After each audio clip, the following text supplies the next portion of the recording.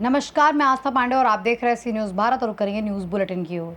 News bulletin में बात होगी बलौदा बाजार की, जहां शैक्षणिक सत्र 2026 से 2027 अंतर्गत जिला स्तरीय शाला प्रवेश उत्सव का आयोजन किया गया। आगे बात करेंगे देवास की, जहां ग्राम पंचायत खटाम्बा में आयोजित जन कल्याण शिविर में मुख्य सचिव अनुराग जैन अचानक पहुंचे। ऐसी तमाम खबरों पर विस्तार से डालेंगे नजर। बलौदा बाजार जिला ऑडिटोरियम में शैक्षणिक सत्र 2026-27 के तहत जिला स्तरीय शाला प्रवेश उत्सव का आयोजन किया गया। कार्यक्रम में मुख्य अतिथि उच्च शिक्षा मंत्री टंकराम वर्मा ने दीप प्रज्वलन कर शुभारंभ किया और नव प्रवेशी बच्चों का तिलक लगाकर स्वागत किया। इस दौरान छात्रों को शिक्षण सामग्री और सरस्वती साइकिल योजना के अंतर्गत छात्राओं को साइकिल वितरित की गई। साथ ही मिशन उत्कृष्ट 2027 का शुभारंभ भी किया गया। मंत्री वर्मा ने कहा कि सरकार गुणवत्तापूर्ण शिक्षा और स्कूलों में बेहतर सुविधाएं उपलब्ध कराने के लिए प्रतिबद्ध है। शिक्षकों की कमी दूर करने के लिए डीएमएफ मद से 400 से अधिक शिक्षकों की नियुक्ति मानदेय आधार पर की जाएगी। उन्होंने बच्चों को मेहनत, अनुशासन और अच्छी संगति अपनाने का संदेश दिया। कार्यक्रम में जनप्रतिनिधि, प्रशासनिक अधिकारी, शिक्षक एवं बड़ी संख्या में स्कूली बच्चे उपस्थित रहे। बलौदा बाजार से सी न्यूज़ संवाददाता बलदाऊ सिंह ठाकुर की रिपोर्ट। प्रदेश सरकार की जन कल्याणकारी योजनाओं का लाभ अंतिम व्यक्ति तक पहुंचाने और सुशासन को मजबूत करने के उद्देश्य से जिले में आयोजित जन कल्याण शिविरों के तहत ग्राम पंचायत खटाम्बा में विशेष शिविर आयोजित किया गया। इस दौरान मध्य प्रदेश के मुख्य सचिव अनुराग जैन अचानक शिविर में पहुंचे और सीधे ग्रामीणों के बीच बैठकर योजनाओं के क्रियान्वयन की वास्तविक स्थिति का फीडबैक लिया। मुख्य सचिव ने ग्रामीणों से बातचीत कर उनकी समस्याएं सुनी और संबंधित अधिकारियों को मौके पर ही समाधान के निर्देश दिए। शिविर के दौरान जिले के विकास से जुड़े 2 महत्वपूर्ण कदम भी उठाए गए। जानकारी के अनुसार योजना के लिए जिले के करीब 150 विद्यार्थियों का चयन किया गया।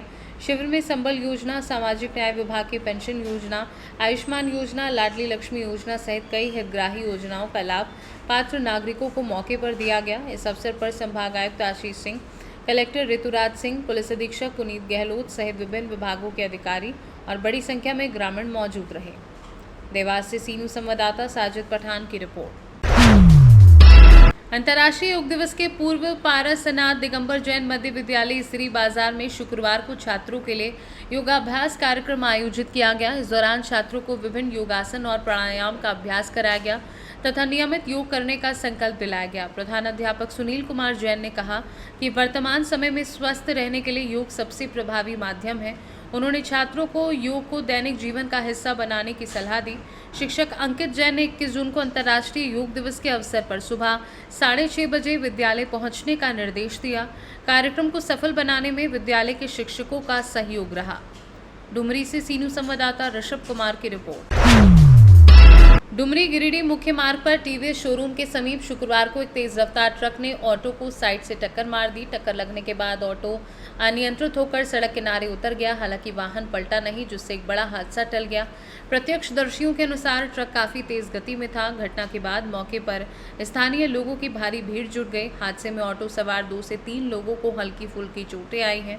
घायलों को प्राथमिक उपचार दिया गया है। प्रत्यक्षदर्शियों का कहना है कि यदि ऑटो चालक ने सूझबूझ नहीं दिखाई होती तो हादसा गंभीर हो सकता था। घटना के बाद ट्रक चालक मौके से फरार हो गया। स्थानीय लोगों ने प्रशासन से फरार चालक की पहचान कर उसके खिलाफ कार्यवाही की मांग की। सूचना मिलने के बाद पुलिस मामले की जांच में जुट गई है। डुमरी से सी न्यूज़ संवाददाता ऋषभ कुमार की रिपोर्ट। हजारीबाग उपायुक्त के निर्देश पर अवैध शराब की बिक्री, निर्माण, भंडारण और परिवहन पर रोक लगाने के लिए उत्पाद विभाग ने कटकमदाग थाना क्षेत्र के पसई और मुफस्सिल थाना क्षेत्र के सीतागढ़ा गांव में सघन छापेमारी अभियान चलाया। कार्यवाही के दौरान अलग अलग घरों और आसपास के क्षेत्रों से करीब 600 किलो जावा महुआ नष्ट किया गया। साथ ही शराब बनाने में उपयोग होने वाली सामग्री, बर्तन और करीब 150 लीटर अवैध चुलाई शराब जब्त की गई। उत्पाद विभाग ने मामले में संलिप्त लोगों की पहचान कर संदिग्ध धाराओं में कार्यवाही शुरू कर दी है। अभियान में निरीक्षक उत्पाद सौरभ कुमार झा सहित विभागीय अधिकारी और सुरक्षा बल शामिल रहे। हजारीबाग से सी न्यूज़ संवाददाता मुकेश सिंह की रिपोर्ट। अंतर्राष्ट्रीय योग दिवस के उपलक्ष्य में पतंजलि के तत्वाधान में व्यायामशाला झांसी में आयोजित योग आयुर्वेद एवं ध्यान शिविर का समापन किया गया। कार्यक्रम का शुभारंभ सावित्री अग्रवाल, विपिन अग्रवाल, डॉक्टर महेंद्र द्विवेदी ने दीप प्रज्वलित कर किया। मुख्यमंत्री के आगमन को देखते हुए 5 दिवसीय शिविर को तीसरे दिन ही संपन्न किया गया। योगाचार्य श्याम बुदौलिया ने योग प्रोटोकॉल के तहत विभिन्न आसन एवं प्राणायाम कराते हुए उनके लाभ बताए। उन्होंने नियमित योग को स्वास्थ्य के लिए उपयोगी बताया। कार्यक्रम में बड़ी संख्या में योग साधक उपस्थित रहे। अंत में पतंजलि के संरक्षक रविकांत दुबे ने सभी का आभार व्यक्त किया। कार्यक्रम में मीडिया प्रभारी ओम प्रकाश मुड़िया, प्रदीप बिल्हाटिया, राजेंद्र सहारिया सहित बड़ी संख्या में योग साधक उपस्थित रहे। तो जी कितने दिन कार्यक्रम चला और आपका कार्यक्रम कहाँ पर होगा? ये हमारा कार्यक्रम पहले से हर साल की भांति 5 दिन के लिए पूरा परमिशन लेके यहाँ पर चालू था, लेकिन बीच में माननीय मुख्यमंत्री जी की जो विजिट यहाँ पर हुई है, उसके कार्यक्रम में अब इस शिविर को यहीं पर समाप्त कर दिया गया है और हम लोग प्रशासन के साथ वहीं पर 21 जून को अब वो शिविर में ब्यूरो रिपोर्ट, सी न्यूज़ भारत, झांसी। नुआओं के माधव पैलेस में आयोजित अभिनंदन समारोह में बिहार के शिक्षा मंत्री मिथिलेश कुमार तिवारी ने रामगढ़ विधानसभा क्षेत्र के सभी प्राथमिक विद्यालयों को अपग्रेड कर माध्यमिक विद्यालय बनाने की घोषणा की। उन्होंने पूर्व विधायक अशोक कुमार सिंह को अपना करीबी मित्र बताते हुए कहा कि क्षेत्र के विकास में कोई कमी नहीं रहने दी जाएगी। मंत्री ने कहा कि विद्यालयों की सूची उपलब्ध कराई जाए, सभी को चरणबद्ध तरीके से उन्नत किया जाएगा। मंत्री ने रामगढ़ में पीजी शिक्षा को लेकर भी सकारात्मक संकेत दिए और कहा कि इस विषय पर राज्यपाल से चर्चा की जाएगी। कार्यक्रम में भाजपा के कई पदाधिकारी और कार्यकर्ता मौजूद रहे। कैमूर से सीनू संवाददाता नमो नारायण चतुर्वेदी की रिपोर्ट। कौशाम्बी जनपद में मोरंग कारोबार से जुड़ा एक गंभीर मामला सामने आया है। मेहवा घाट थाना क्षेत्र के दलेलागंज स्थित मोरंग खदान में कार्यरत अडीजा माइंस के डायरेक्टर आदर्श कुमार ने जिला प्रशासन को शिकायत देकर एक कुख्यात माफिया पर करोड़ों रुपए की रंगदारी मांगने का आरोप लगाया है। कारोबारी के अनुसार उनके पास दलेलागंज तक अवैध खनन पट्टा है और अब तक करीब 5 करोड़ रुपए का राजस्व जमा किया जा चुका है। इसके बावजूद लगातार दबाव बनाया जा रहा है। उन्होंने आरोप लगाया कि प्रशासनिक स्तर पर भी उनके खनन कार्य में बाधा पहुंचाई गई और खदान तक जाने वाला रास्ता बंद कर दिया गया, जिससे काम प्रभावित हुआ है। कारोबारी ने निष्पक्ष जांच और कार्यवाही की मांग की है। फिलहाल मामले को लेकर क्षेत्र में चर्चा तेज है। हम जिलाधिकारी महोदय के पास शिकायत लेकर आए कि प्रशासन ने मेरे आज सारी रास्ताएं तोड़वा दी, मेरे माइंस बंद करा दी है। मैंने अभी 5 करोड़ रुपया राजस्व भरा है, TDS लेके सारे टैक्स भरे हुए हैं।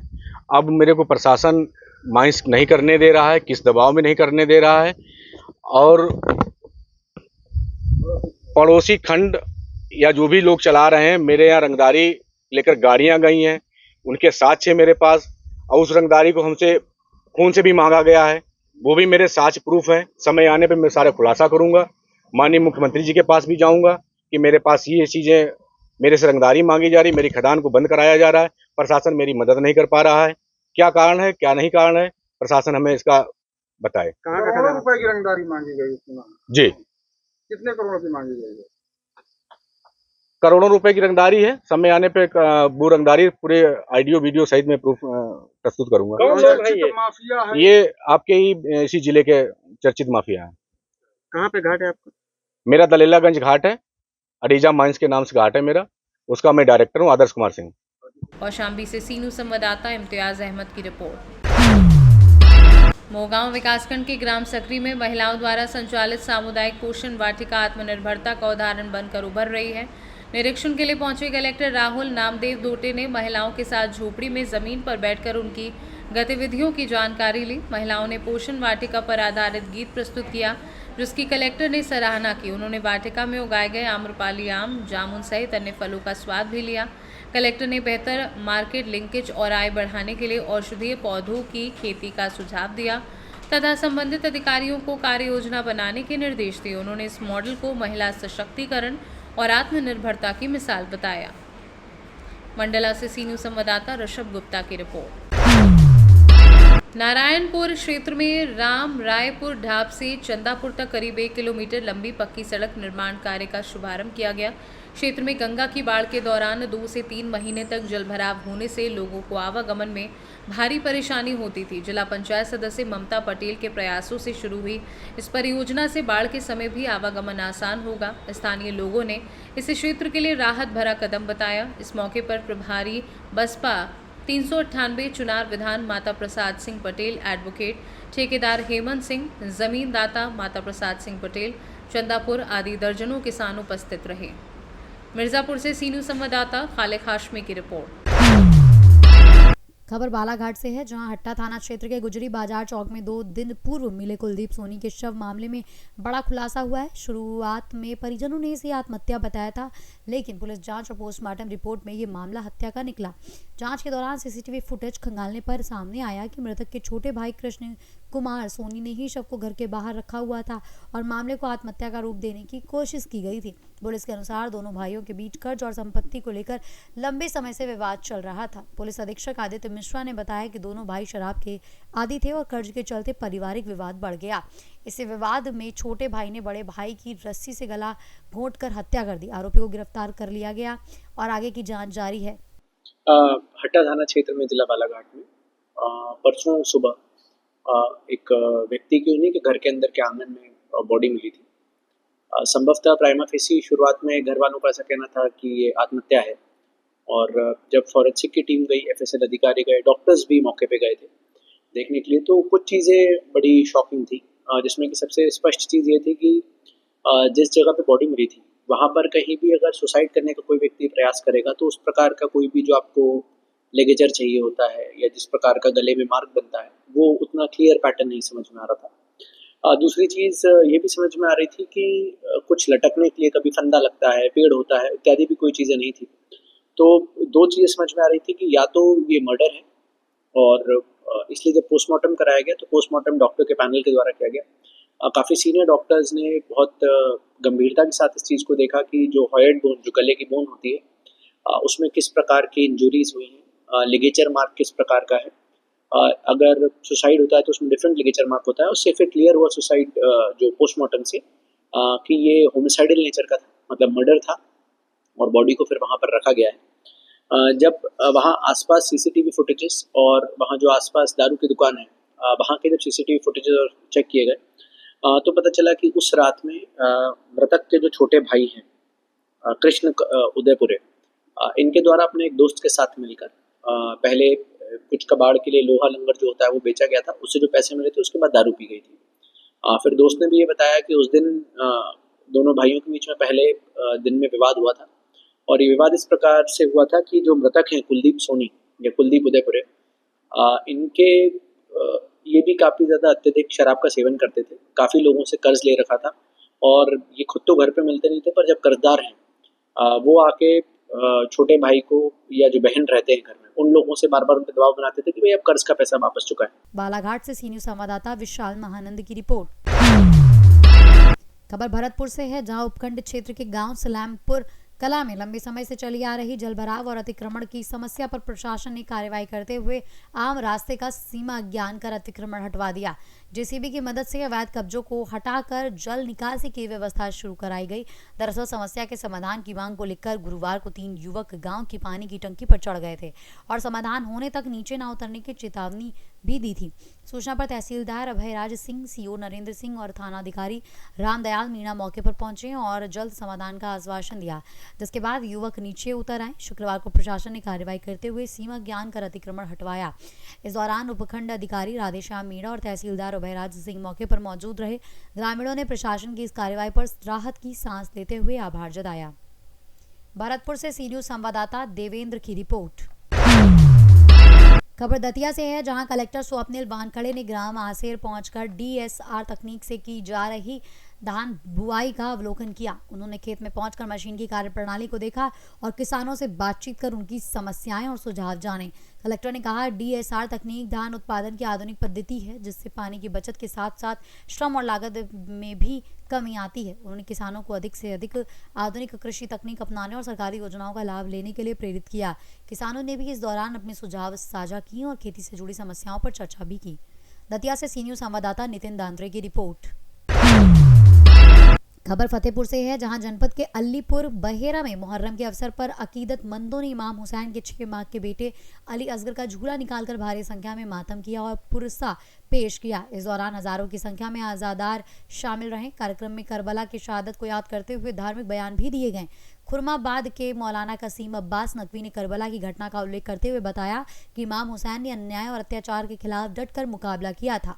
उन्होंने कहा कि लगभग 1400 वर्ष पूर्व करबला में इमाम हुसैन और उनके 72 साथियों को भूखा प्यासा शहीद कर दिया गया था, क्योंकि उन्होंने यजीद के गलत कार्यों का समर्थन करने से इनकार कर दिया था। कार्यक्रम के दौरान अकीदतमंदों ने करबला की शहादत को याद करते हुए गमगीन माहौल में मातम किया। फतेहपुर से सी न्यूज़ संवाददाता शहनशाह अब्दी की रिपोर्ट।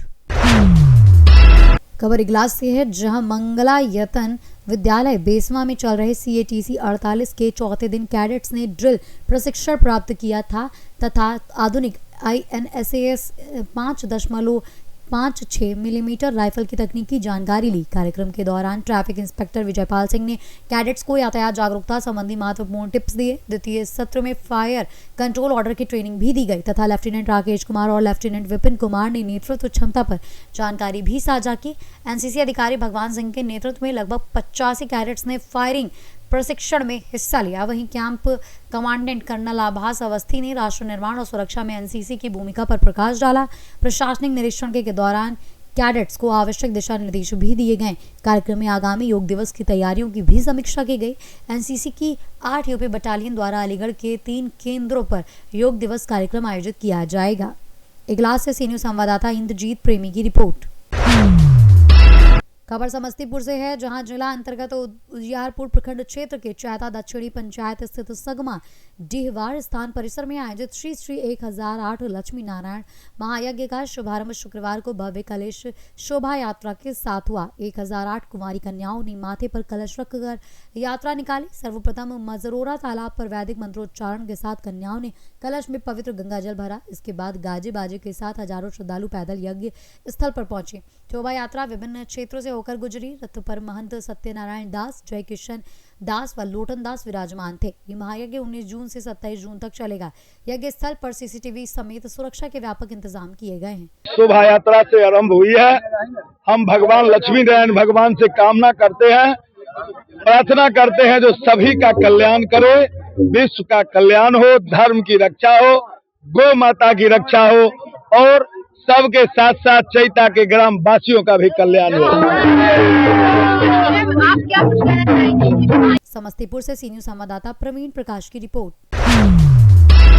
खबर सिद्धार्थनगर से है, जहां जिले के कठेला समय माता थाना क्षेत्र में एक महिला ने अपने पति और ससुराल पक्ष पर दहेज उत्पीड़न, मारपीट, सोना छीनने, छेड़छाड़ और निजी वीडियो वायरल करने की धमकी देने जैसे गंभीर आरोप लगाए हैं। पीड़िता ने मामले की शिकायत पुलिस अधीक्षक अभिषेक महाजन से कर कार्रवाई की मांग की है।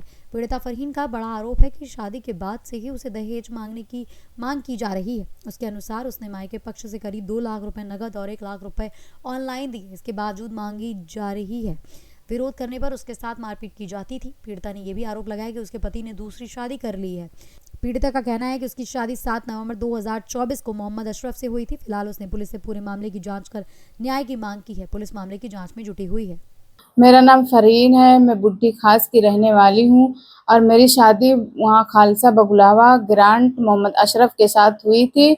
7 नवंबर 2024 को मेरी शादी हुई थी मुस्लिम रीति रिवाज के साथ और शादी के 2 महीना के बाद मुझे अच्छे से रखे और मुझे उसके बाद में मुझे घर वाले, मेरे पूरे घर वाले मिलके मुझे दहेज के लिए प्रताड़ित करने लगे। उसके बाद मेरे भाई लोग, मेरे पिताजी नहीं है, दहेज बहुत मांगने के अनुसार बहुत दिए। 10 तोला जेवर दिए, 11 तोला, 1 तोला मैं लेके आई थी, 11 तोला जेवर दिया गया था और 7-8 लाख का सामान दहेज दिए थे। उसके बाद भी ये लोग वो दहेज मांग रहे थे। दहेज के लिए मुझे मारने की धमकी दे रहे थे, छत से ढकेल देंगे, करंट लगा के मार देंगे और मुझे 2 महीना तक अच्छे से सिर्फ रखे हैं बस। 8 महीना मैं उनके घर पे रही थी। उसके बाद 5 महीना से मैं अपने मायके में हूँ। ना ही कोई फ़ोन किए, ना SMS किए, ना कॉल किए, ना बात किए, ना पूछे और वो शादी कर लिए दूसरी। शादी करने के बाद जब मुझे पता चला तो मैं उनके घर पे गई। घर पहुंची भी नहीं थी, बगीचे में थी। वो लोग मुझे मारने लगे। मारने में मेरे पति मोहम्मद अशरफ, मेरे जेठ मोहम्मद अहमद, और मेरे ससुर जी मोहम्मद अली और उनका दामाद सद्दाम भोजपुर का रहने वाला, जिला बलरामपुर का है। और वो मुझे बहुत मारते मारते बेहोश कर दिए। 112 नंबर हम लोग बुलवाए, वो आए, लेकिन मुझे कोई कार्रवाई वो लोग नहीं किए। और थाने पे बुलाया गया, थाने पे भी हम लोग गए थे, पूरा दिन थाने में बैठे थे, वो तब भी कोई कार्रवाई नहीं हुई। और कमलेश यादव जी और सिपाही और इंस्पेक्टर साहब ने हम लोग को कोई कार्रवाई नहीं, वो लोग को कोई कार्रवाई नहीं किए, हम लोग को वहाँ से भगा दिए। दूसरे दिन भी बुलाए मुकदमा लिखने के लिए, मैं बोली थी कमलेश यादव जी, और वो लोग मुझे भगा दिए वहाँ से, नहीं लिखे मुकदमा, कह रहे हैं नहीं लिखेंगे, और उनके पक्ष में बात कर रहे हैं। कमलेश यादव जी के सामने ही मेरे वो ससुराल वाले मुझे गाली दे रहे थे। मेरे ससुर और मेरा जेठ दोनों मिलके वहीं गंदी गंदी गाली दे रहे थे, लेकिन वो लोग इग्नोर कर गए, कुछ नहीं बोले थे। क्या चाहती हैं? मैं इंसाफ चाहती, मैं उनके घर पे रहना चाहती हूँ अपने पति के साथ, और मुझे इंसाफ चाहिए। आप लोगों ने और कहाँ शिकायत की?